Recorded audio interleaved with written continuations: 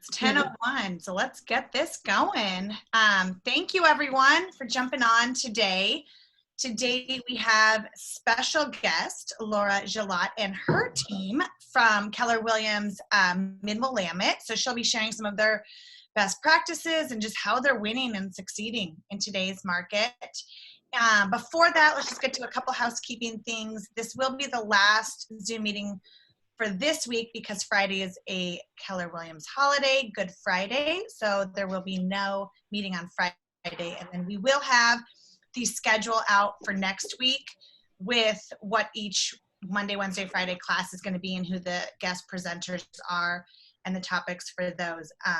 Mondays will probably just be a round table of what's going on, what people are seeing as things evolve, what challenges, successes, things like that. So without further ado, I am going to hand it over to Laura. Thank you for joining us, Laura. Thank you for inviting us to come up on Zoom. And I have some team members on here, so I wanted to introduce them. So I have Mindy VanTil, and wave your hand, Mindy, so I can tell you are speak.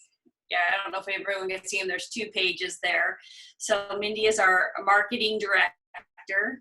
And so if I'm able to share my Facebook page or our Facebook page, you can see all the wonderful things that Mindy has done to bring. We are very relational real estate. So we've definitely had a pivot because we don't have events right now and everything's canceled. And so now we're doing our events kind of virtually and connecting with our community through our Facebook page. So we'll show you some of that. And then I have Mackenzie Greenlee. Say something, Mackenzie. There she is right there. And she has been posting a ton of virtual videos and working with, she's a listing specialist on the team. And she'll tell you how she's been working on getting listings and things. Last month, our team was able to sign 60 listings. So Mackenzie was huge in making that happen. So we'll tell you our strategies on how we were able to do that. And then I have Vickie on the call. Say hi, Vickie. Hi, guys. Yep, there's Vickie, and she is a buyer specialist on our team. And she has also been helping doing videos and live feeds for our listings. And so I thought, instead of me talking about it, bring the people on that are actually doing it more than myself. They're better in front of that camera, and see if you have any questions, we can always ask them. So how are we going to do this? Are someone going to ask me questions, or you just want me to take control? We'll just have you kind of share some of the things you were just talking about. So you used to do a lot of live events with your client base, right? So tell us now in a little more detail how you're doing those social media events or those virtual events. Okay, so can I share the screen? Oh, Let me yeah. do that real quick. Let me just share it. Because it's easier to show you than it is to tell you. Let's see if I can, you guys see the screen here. Let me move it over and make it bigger. Oh no, I might have hit sync. That's not a good thing. So I'll stay here. Okay, hold on 1 second. That's our database that we use, sync at this point, although we are using Command 2, Mindy. Get this up and rolling. Yes, we are. Yes, we are. And this background I got right now is from sync, is that correct? Or from Command. The virtual background? Yeah. Yeah, so KW came out with them, and then I took them. If you'll notice, our branding is right there on the posters. So take the virtual backgrounds that KW gave you and brand them to yourself. So Mindy, do you want to talk about this first giveaway that we're doing and kind of a little bit about how it's working? Sure. So one of the things we were talking about actually prior to this whole coronavirus thing was trying to figure out a way to get people into the app and using the app, and so we have a Ring doorbell that we're giving away, and what we really wanted to make sure was that people understood that we wanted them to kind of come on and try the app out and give us their feedback.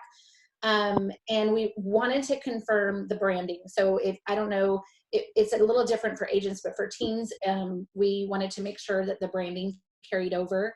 And so we have little little enter to win guidelines there, and they download the app, and then they post. Their entry is actually posting where it shows the agent branding. So if Laura can pull that up. Yep, it's right there. Right there, yeah. So that one actually isn't branded. So this is just one of those little technicalities with the app. We wanted to roll it out, and so and we wanted to make sure that we were connected, that it wasn't just a free-floating app out there that wasn't connected to us. And so that was our way of doing that. And this will run through the whole month, and then we'll pick a winner for that. So again, just a way of kind of getting people engaged and getting connected. Everything's all about trying to connect with people virtually right now. So that's the game.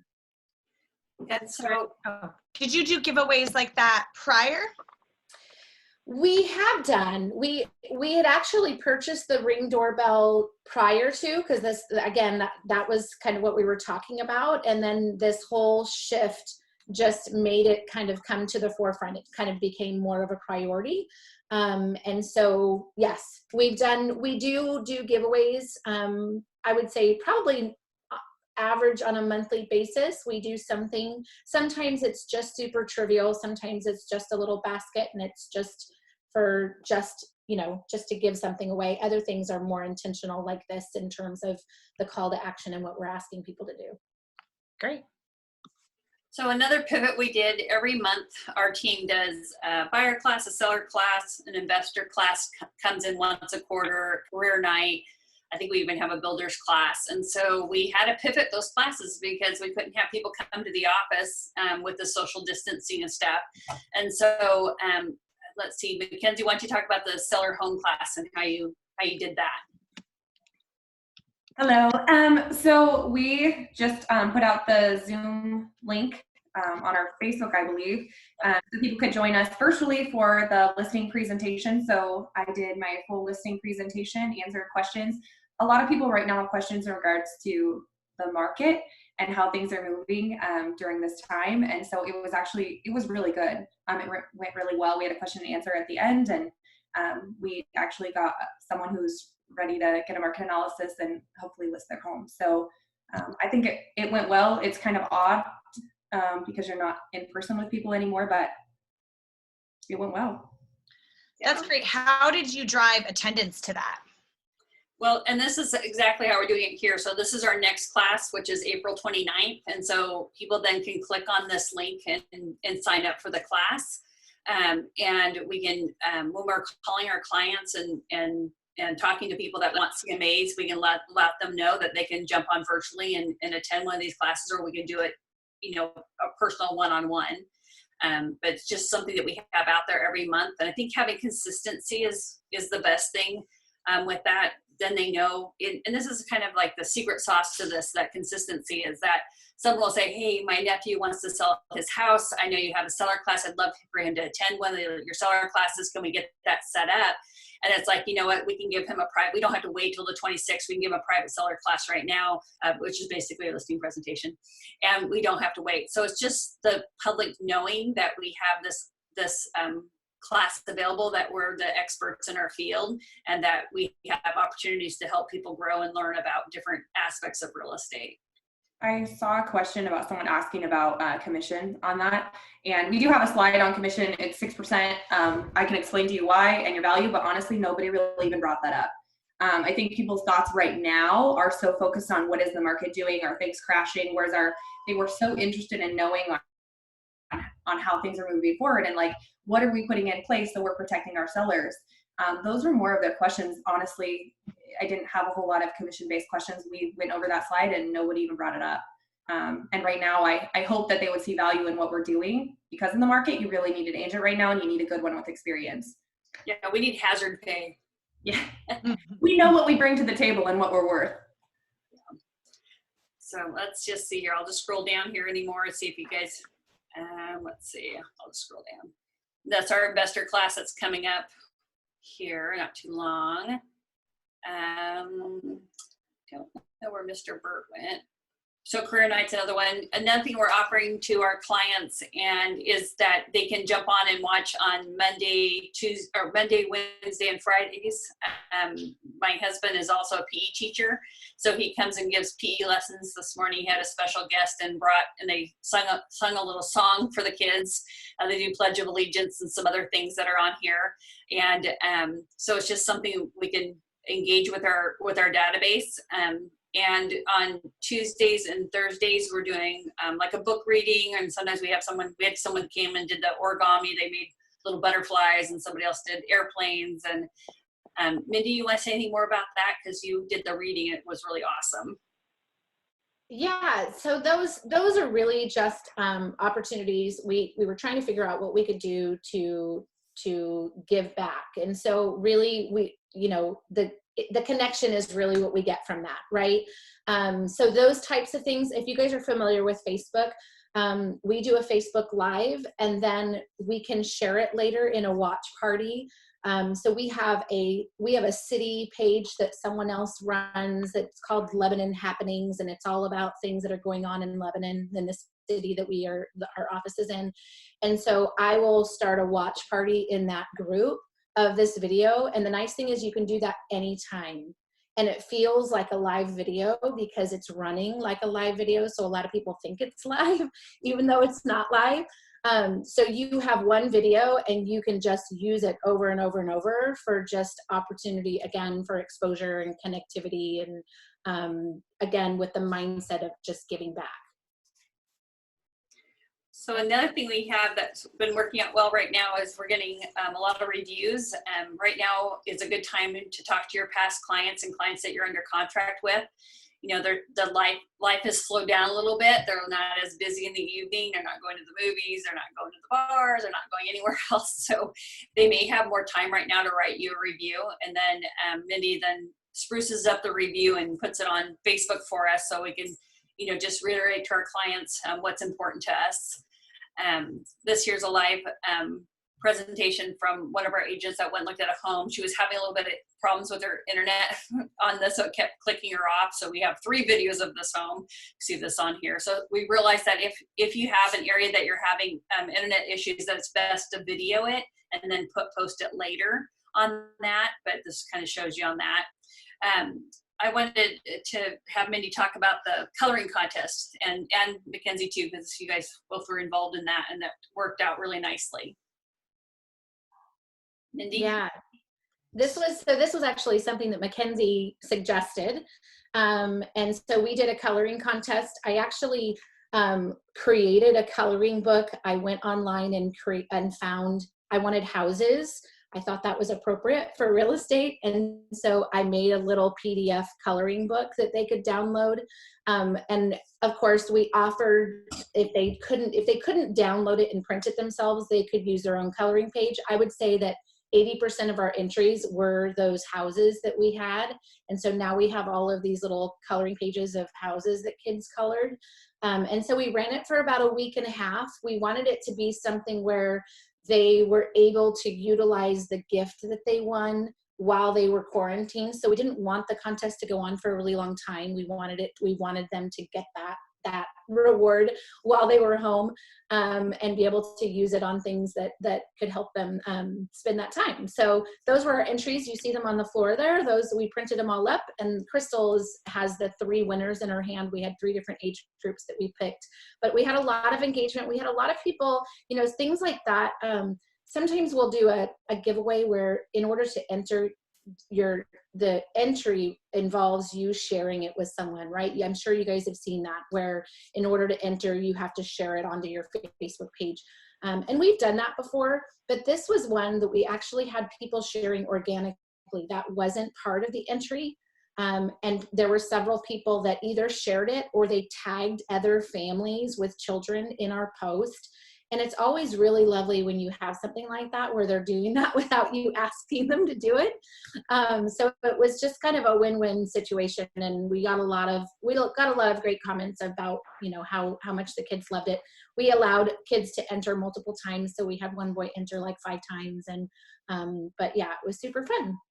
Also, we decided to give we picked 3 winners, and we also decided to give all the rest of the kids that entered like a small gift card or something. And we asked that everybody Facebook message us their address.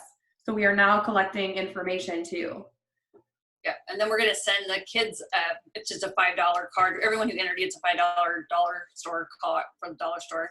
We're going to send those out, and that way they'll have personal email to them. I will also let you know on Facebook things like people comment like, I didn't see my kid's picture. So that does happen sometimes with this. Luckily, it was a private message. Anyhow, it's just easy if you make mistakes that they're going to catch them when you're doing Facebook Live on stuff. This year I seen was really great too on how we're keeping, this is something new that we pivoted on. We normally gave quarterly stats, but with the market shifting, we wanted to give weekly stats of what was going on in the market. So this is an idea of what Corvallis was, how many new listings happened last week, how many went under contract, how many were removed from the market, and how many sales closed. And as you know, our population is not as big as your guys' is up there in Portland, so our numbers look small. But our goal is to dominate these numbers and get lots of business. So this is for, Albany. So that way they can know that business is still going on in our communities, and we're right there with those numbers. And then we also did, let's go back here real quick. We also did what our numbers were in March. So we were able then to see, we listed 60 homes last month. We signed 24 VIP agreements. We assisted 25 families with accepted offers, and we helped 45 families close. So we were able to let them know that, we are still doing business, even though we're doing our social distancing and prioritizing safety. We're pivoting and accepting the challenge and doing the opportunity that we can still help you buy or sell property at this time. Wonderful. Anything you want to add to that, gals? There's a question online. I was gonna Yeah. answer. So there's a question in the chat. It says, I see you have over 3,000 people who have liked and are engaged in your business page. How do those of us who have a much smaller following either get more interest or have an online Facebook impact? And I think, I think it's easy for people to say, okay, well, that's a lot of numbers and I don't have those numbers. I'm a numbers person. And so we have 40 people on our team, almost, not quite, but almost 40 people on our team. So for me, that's less than 100 per person, the way I think about it. So if you're a one-person agent, that would be like you having a business page that had 100 followers. So try not to compare our team page to your numbers if possible. And I do think that, the challenge I think with social marketing is to figure out what people react to. And a lot of that takes just testing things out. I would say that more often than not, I hear people talking about, well, I don't want to post too much. And the reality is if you miss, I would say people miss 80% of what we post. And unless they go onto our page and scroll like Laura's doing right now, they don't see all of those things. So just remember that not everybody sees every single thing that you post. And so repetition is really important. And then, as I mentioned before, making sure that you're listening to what people are engaging in. I think different cities, I've watched different team pages, and different cities interact differently about different things. And so I think you just gotta really pay attention to what people are interested in and what they're telling you, so that you can do more of that. And the more people engage, engagement's contagious, right? So the more people engage, the more likely someone else is to engage. So trying to find those things that get people interacting. Oh, now are all of your, is all of your engagement organic, or are you doing paid advertising through Facebook as well? So we've been doing some advertising through Facebook for listings through Command. I did do I don't know if the post is there, Laura. You might have to go to photos, but we did a little montage where we're all holding up pieces of paper, and we wrote a message on the pieces of paper. Right there. So we did this little team thing, and I actually ran this as an ad through Command for just brand awareness. So the difference between an ad that you're running to collect leads, like if you're advertising a listing, you're looking for buyers or sellers, right? This one I actually ran just for brand awareness, so we're not collecting leads. I did that intentionally, so it just gets more people to see it. And I would say, you know, when we do things like that, I'll notice that we get like some extra likes, but it's not huge, right? What I'll tell you is huge, and this is just a trick. And I don't know if you want to, can you go back, or just, can you go back up to that one with all the pictures? Yeah. This might not be able to, we might not be able to show you this, but when someone likes something on your page and they don't follow your page, like for instance, if someone, like this thank you one, can you go to that thank you one? Yeah. So funny having Laura driving it on. That little one we did of the superhero cape it was a thank you to all the people that are serving and medical responders and whatnot.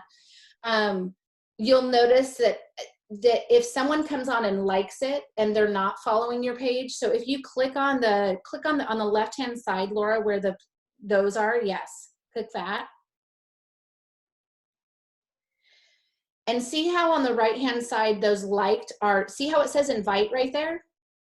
That is somebody who liked your post, but has not followed your page. And so every post that we post, I go in here like this every once in a while, and I make sure to invite them to like our page, because somehow they came across our post. Sometimes it's because someone shared it. Sometimes it's just Facebook doing its thing, right?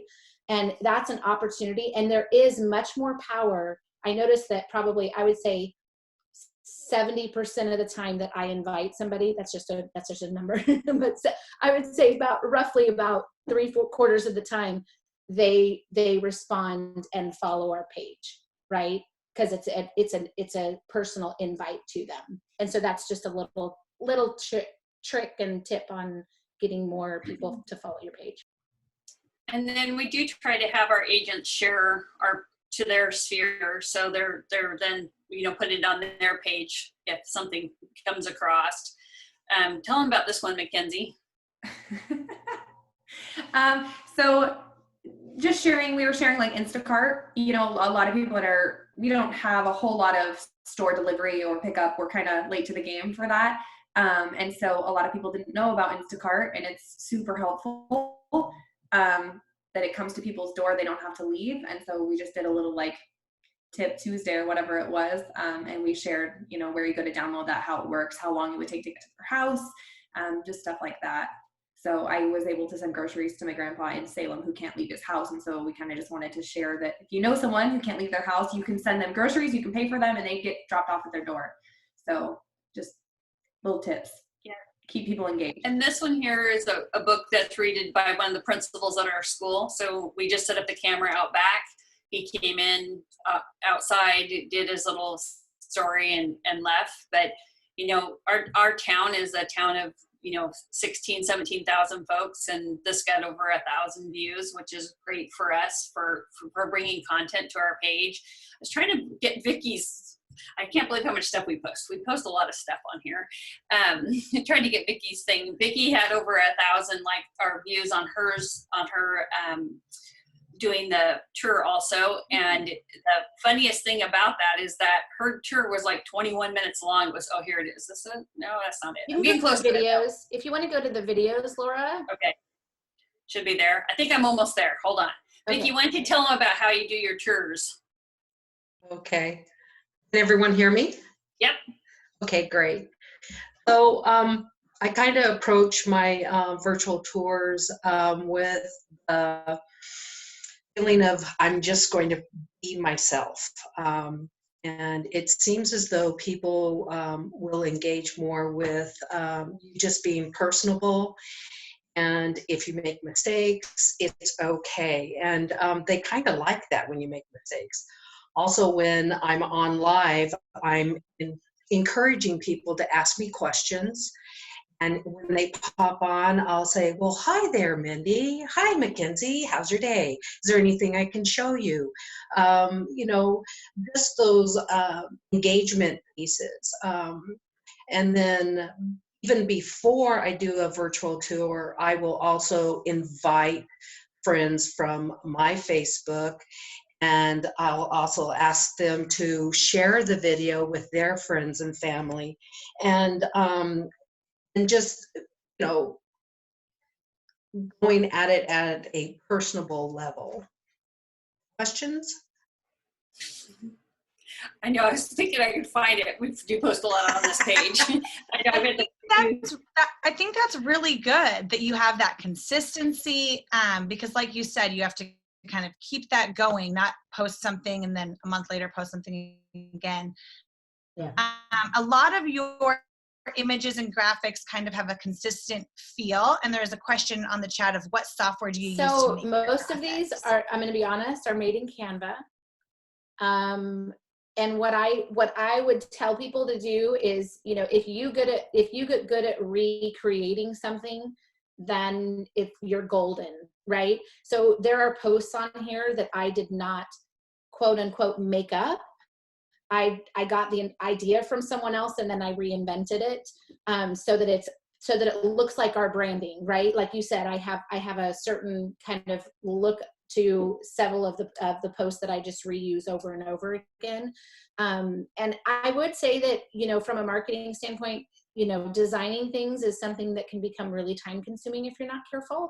I would say when in doubt, whether you're using Canva or whether you're using designs in Command, my recommendation is always to say, leave the design as simple as close to the way it was created as possible. I always say someone smarter than you created it. And I say that as a marketing director, right? Someone smarter than me created it that way. And really just tweak what you have to brand it to you, and then get out. Try to make it as easy as possible. And reusing templates obviously helps with that, being able to make it quickly. Wonderful. And then, so you guys have showed us a lot of your Facebook. Yeah. Now, what other platforms are you using? Other social media platforms? Are you sending out emails? What other marketing are you doing? Want to go with that one, Mindy? Yeah, so we do Instagram a little bit. Instagram's a different monster, and right now the big thing, if you know anything about Instagram, is stories. It functions a lot differently than Facebook, so you can't treat it the same. And I would say that we have our toe in it, but we haven't gotten fully wet in the Instagram thing. We do have a monthly newsletter. I don't know if you have that up, Laura, Yeah, or if you could pull that up. We have a newsletter that we put out every month that goes to our entire database. We have a large number of people that we send them to, and so it's our current clients and our past clients and anybody who's ever come to an event, or like I said, the coloring contest. Those people will get added into our newsletter. Yeah, so we have a newsletter that's kind of a rundown of all of the highlights. It's pretty good open rate, a pretty good click rate. We make sure, my feeling about marketing and the internet in general is to make it invitational, so that it's interactive for the person who's engaging, so that they're the ones in control. And so we'll have a little preview, and then they have to click on it to get more information, if that makes sense. And so that you're not, I call it verbally vomiting on the page, right? Like sometimes it's like, oh, throw it all on there, right? So this is one that we sent off probably, back at the beginning of March, before COVID totally hit. And then we actually made another one. We did make another one that was very specific to COVID-19, that had just, how we're doing our business and how we pivoted and what we're doing differently. And we part of that story is sharing with people that we're still doing business. So that's where the reviews and the stats really come into play. Because if we're not telling that story, people will assume that real estate's not happening and that they have to wait to sell or buy. So that's a very big part of the story. And then part of that email had services. So there's a lot of businesses and companies locally and nationally that are providing things for free right now. And so we compiled a list and we shared that list with our database. And so it was a list of like 50 different things that they could get from internet to to computer services and phone, phone service and whatnot. But even anyway. like virtual views of the zoo and Right. museums and all kinds of different things. So and we did have people even after that was posted on Facebook and sent out there like, can I get that resource again? Can you resend that to me? Like I misplaced it. So I know it was something that they thought it was a great value. Also, another thing I think is great value that I probably scrolled by on our Facebook page is that Mindy's been posting people that have jobs available, that need employment, that need people to work. And so she's been keeping that updated. And then not only are our clients emailing out saying, hey, I need employees, help me market this. Not only do we have that, but we have people that are jumping on there to see, if they're out of work right now, where can they go to get local work? So we've been keeping that post up. So that's been, and a lot of that's just other people are posting things and we just cut and paste and put it into ours too. So it's not like we have to go out and find it out there. Great. I'm hearing a lot of coming from contribution and coming from a place of care. So that's great. How else have your conversations shifted with COVID-19? Well, I'm going to say like this month we did have a listing challenge. And so we're definitely focused on listings. And then this all kind of came up upon us on March 9th that we were going to have to change the way we were going to do business. And I'm really proud of the listing team. They just dived in and talked to their clients and said, hey, we're still selling real estate. We're still moving forward. We know what the market is now. The market's great. We have limited inventory. Interest rates are low. We have buyers that are purchasing. We would love to get your house pre-listed or listed and put on the market.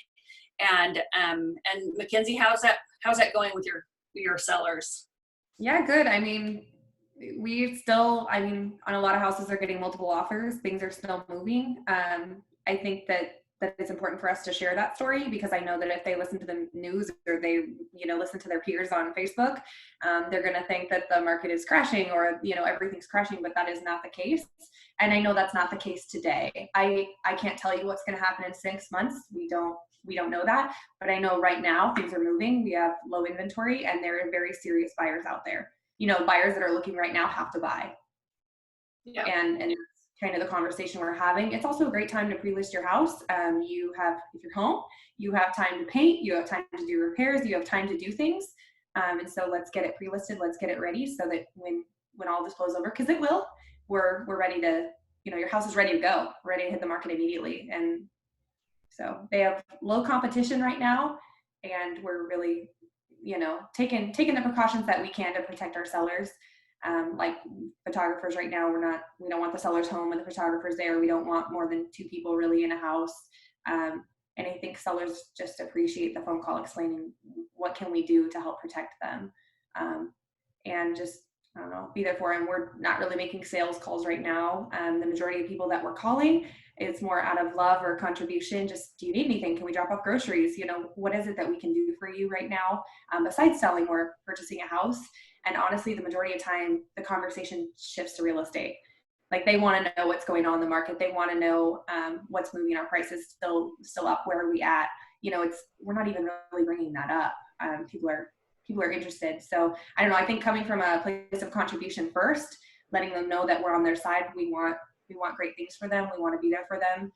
Besides just real estate, I don't know. I think that's important right now, and it's been successful. And Vickie, how about you with buyers? I know Vickie has been working her little hiney off, and it's amazing we still have people wanting to meet. I've seen you in the meeting room many times with your social distancing, but I see you still have buyers wanting to meet with you. Yes, I do. It's amazing because I will offer out to them, we can meet by Zoom, we can meet by Google Hangout or FaceTime, whatever technology that they have available to them.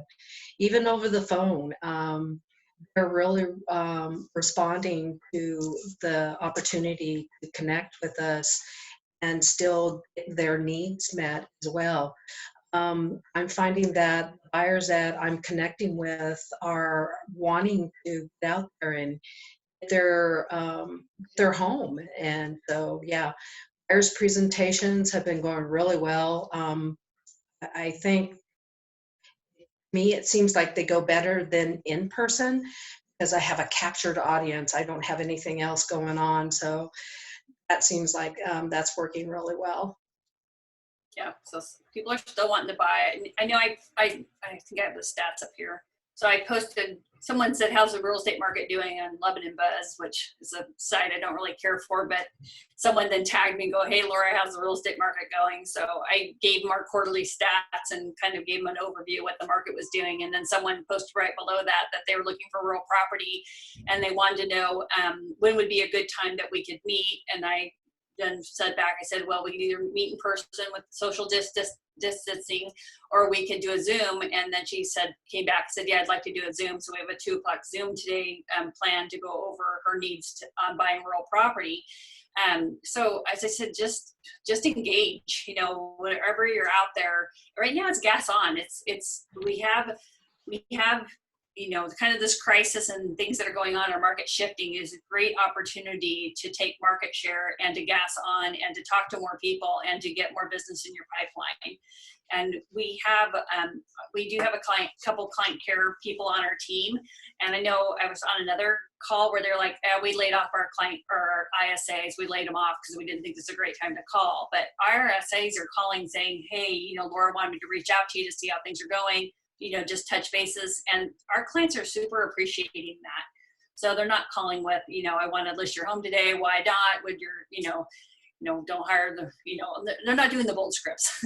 They're doing more of the we call it love gen than lead gen right now. And that is working wonderful.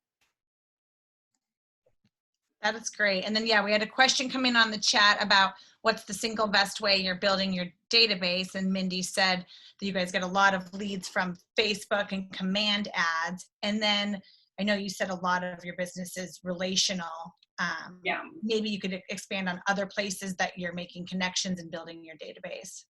Well, and right now we're not able to do that. Like, let's say if we go to the Brew Fest, which would be coming up here not too long from here, where the Boys and Girls Club put that on, and maybe we have 400 people, you know, enter in to win the growler, and then, you know, 100 of them say, yes, I'd like to receive your newsletter. Well, once they say, yes, they'd like to receive our newsletter, then we're able to touch them every month and invite them to different opportunities and things that we have available.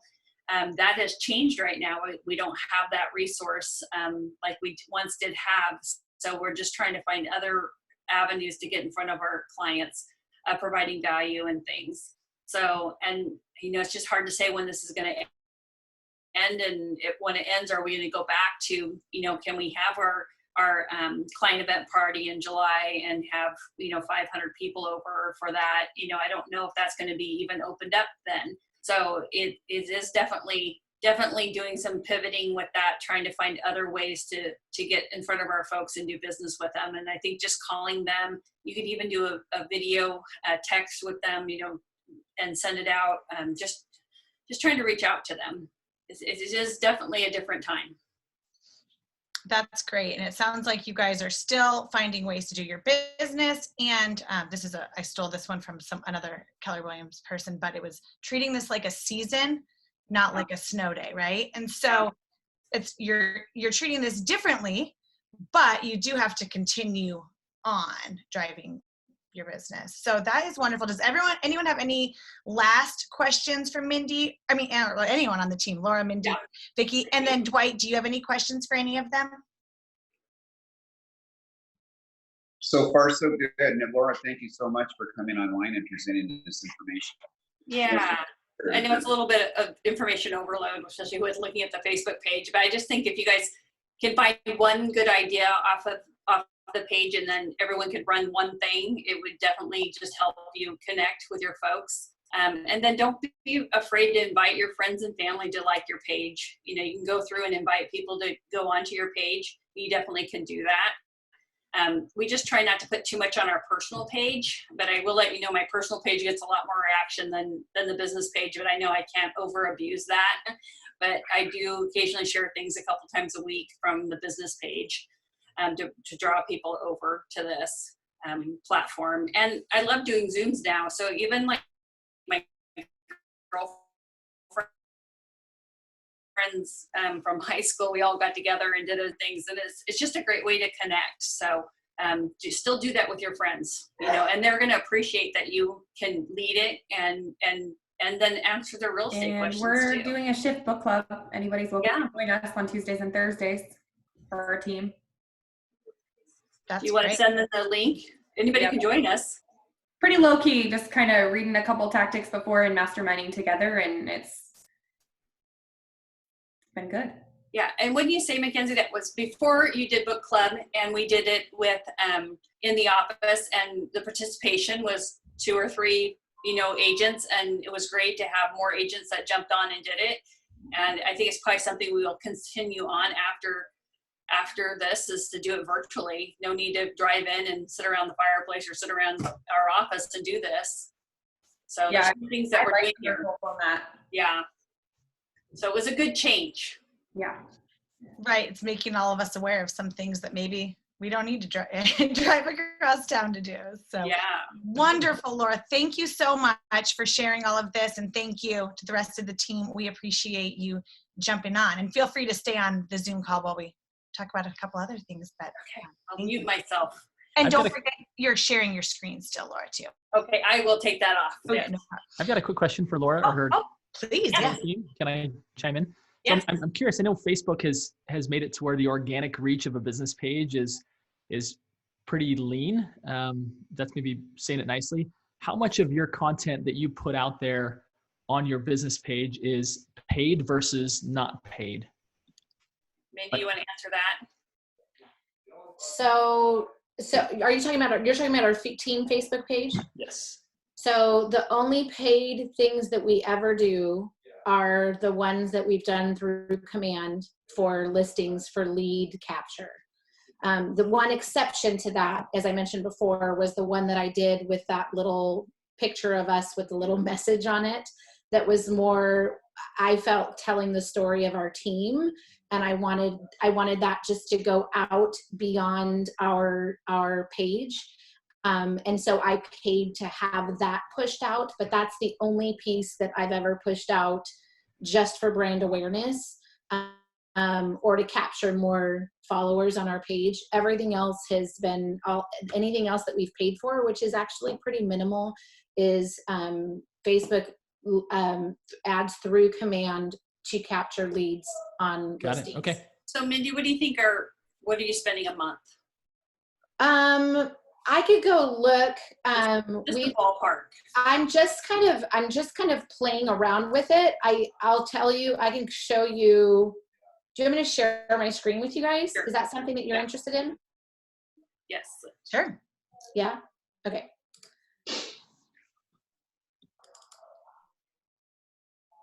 Can you guys see this? Mm-hmm. And this is our playbook. This is our playbook that we have of things that we're doing every month. You'll notice in March, most of the things are crossed out, which is really sad. But this is our paid campaigns through Command right now. And if you'll notice right now, I only have this is that little post that I was telling you guys about. And then I have one active right now for a listing that just started running this morning. There's a few that we've done. I don't know how much you guys have dove into this at all. Getting leads for sellers is a lot harder than getting leads for buyers. Partially because buyers are just sometimes they're just looking, right? They're browsing around, they just want to see stuff. But this one, where is it? Oh my gosh, I need my glasses. So this one was one that really did really well. We got 76 leads and 1,300 clicks and 6,000 impressions. This is a gorgeous home that was listed in a city just outside of us so really the things that work really well are what I call eye candy. So don't run ads on a house that most people don't want to look at, even though you want to sell that house. But the purpose of this is really to get people kind of curious about your listings and obviously, getting them connected to you. And so that one was one that did really well.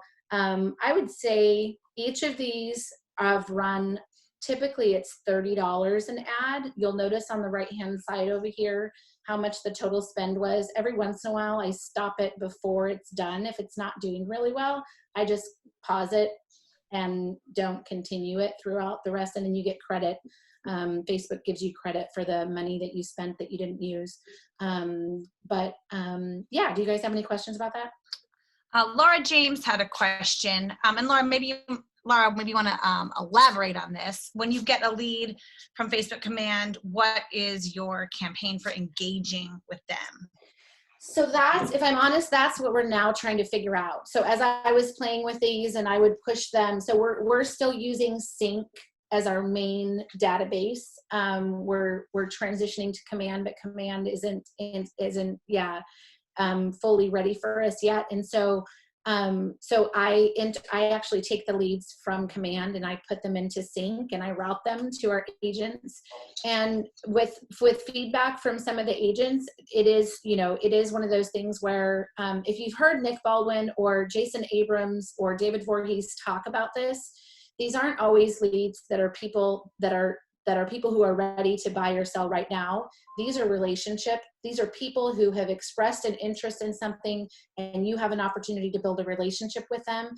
And so, Julie Youngblood was talking about it yesterday, and she was talking, they use the 10 days of pain. We have not done that. Again, this is the piece that we are now working on in terms of trying to figure out how we need to follow up with these. Nick Baldwin has a lot of good advice about this on his Command Conversion Facebook group. And he really does the whole, making sure to contact them once a day. It's the same kind of thing, 10 days of pain, right? You contact them, you contact them, you contact them. He had statistics that he shared yesterday at an event, and he said that it took, I think on average, it took like 12 attempted contacts before someone actually contacted back on average. And so it is that same conversation that we have had prior to Command about just being very persistent with communicating with people and finding, and Nick Baldwin has really done a great job of making it super relational and what I would call chill. So it's super just, hey, just want to reach out to you, no big deal kind of stuff, right? Like let me know if I can find anything for you, and also coming from value. So giving them things that they might find value in, rather than the kind of typical, what are you looking for? Can I set you up on a search kind of stuff? So hope that helps. Great, thank you, Mindy. That was great information. I like that approach. So awesome. Well, for our last 10 minutes, I want to switch gears and talk a little bit about what's going on with mortgages and jumbo loans and all of that. So I'm going to turn it over to our friend Josh at Academy. Hi, Josh. Good morning. Thank you. Thanks. Tell us what's going on. Sure. So the jumbo arena, there have obviously been a lot of changes and a lot of movement around that market. So here's sort of where we stand today in terms of jumbo options. So we've got currently 6 jumbo options. So the first is a first and second. So that's a conforming first up to a loan amount of $510,400, and then a interest only HELOC second. Now, the nice thing about doing these is you can go as little as 10% down or 5% down with strong credit and low DTI, and you can do this up to $1 million purchase. So we just closed one with a 510 first and a 400,000 second. So it's a great way to go. It's a great program, and we've got 2 options for the simultaneous second on the HELOC. So that's a great first and second. We in-house the first, so we control that process from A to Z. Additionally, we've got 3 broker solutions for portfolio lenders that have great jumbo options. So we price checked one today, and they're at 3.625% with 20% down. So great option, and we can still move with those. They also do a 10% down option. Rates and terms are a little bit higher. We've got 2 additional broker options that allow for jumbos as well, depending on your situation. We've got 2 additional jumbo options in the non-QM arena. So if somebody doesn't fit in sort of the traditional full doc loan option, we've still got 2 broker solutions that allow you to do those. One at 20% down, one at 25% down. They both offer a bank statement loan option. So rates are higher, and require good credit, low DTI, but you can get away with doing a bank statement loan still with those options if need be. So although these options are broker solutions, meaning we don't underwrite them in-house, we still process them in-house and manage the relationship locally from A to Z.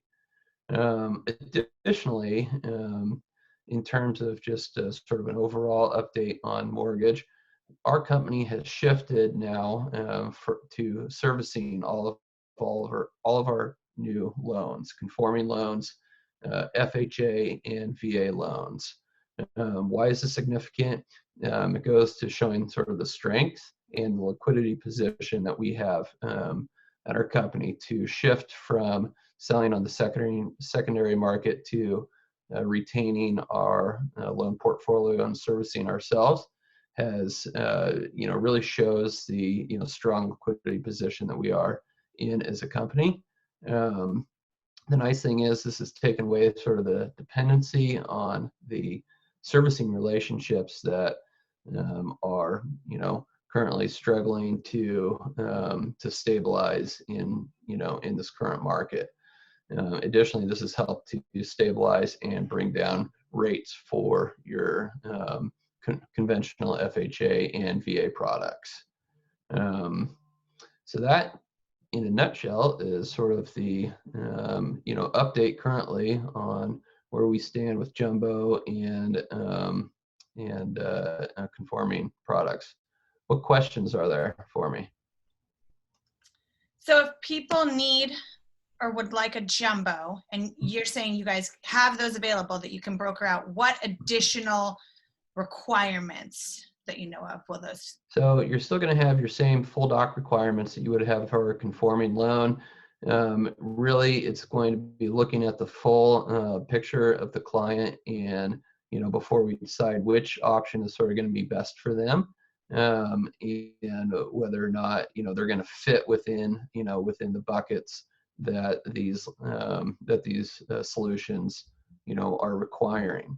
So the portfolio lenders, which means that they've got strict criteria on what they require for putting together a loan, as far as their income documentation, so on and so forth. So self-employed borrowers are fine, but they still have to be, of course, conducting business, unfortunately.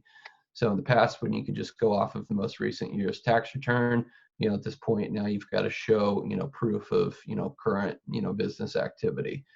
So that's something that's, that's important.